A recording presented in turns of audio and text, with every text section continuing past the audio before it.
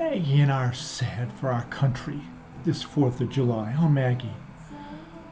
I tell you, I think it's unfortunate that so many people are in so much pain that we have become a country of two tribes.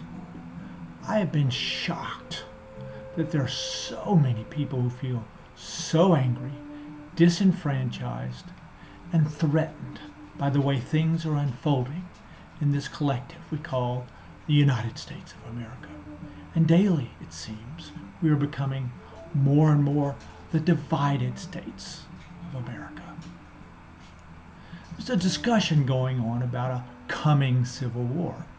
In my opinion, we're already in the midst of a civil war, an uncivil war, to be more accurate. This is a war that is being fought on mental and emotional planes more than on the physical. Though physical violence is on the rise too. We shout at each other daily with the potent weapons of insult and hate.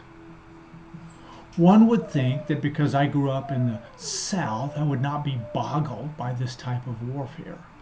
Keeping black people down was a preoccupation by much of white society.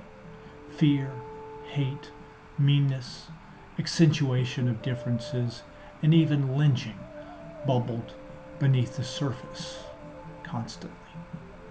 Especially in the lower white strata, who felt most threatened by a black family having the temerity to move into their neighborhoods. I knew Ku Klux Klan members. But the current hate culture is worse. It's out in the open. It's not even close to being polite. It's venomous. The expression of the pain that the Trumpers feel is palpable and dangerous, egged on by leaders who have abandoned democracy for despotism. This is nothing new, of course. The current set of ideas are spawns of the strategy of political division hatched by the toadies that surrounded Richard Nixon in his effort to keep power at any cost. Republicans have not, in my opinion, gamed out the likely consequences of the direction they want to take us. The backlash of a truly stolen election in 2024 and the embrace of dictatorship will be huge. It will dwarf the backlash now occurring over stolen women's rights. A majority of us will not put up with the rule of a mean and nasty minority. Our current uncivil war will intensify, and a major cleansing will be needed to repair the damage. The military may have to determine the outcome. We are on the left are pained and flummoxed, really, by the pain of those on the right. We strive to understand with the hope of unlocking the door that will turn the tide.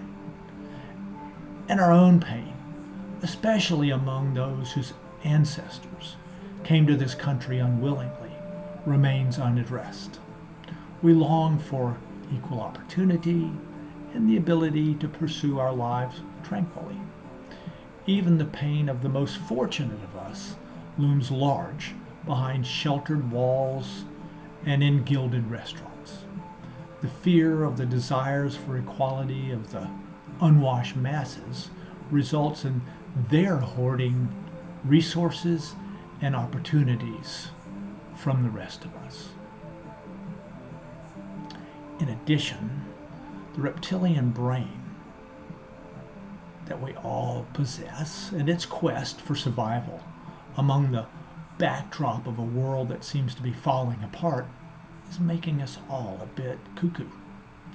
There's no way not to notice that our very survival is at risk and that the next 50 years are going to be very difficult for our entire species, especially for those who have to move to another country to avoid drought and rising sea levels. The forces currently at play, if taken to their logical conclusion, are not in our favor. Is there a glimmer of hope? Of course. However, we must be willing to dig deep and transform ourselves, individually as a species. We must, for example, begin to see that the survival of each of us is dependent on the survival of all of us. If there's nothing that the pandemic taught us, it's the message of the oneness of mankind. The dinosaurs succumbed to a disaster, it seems, not of their own making.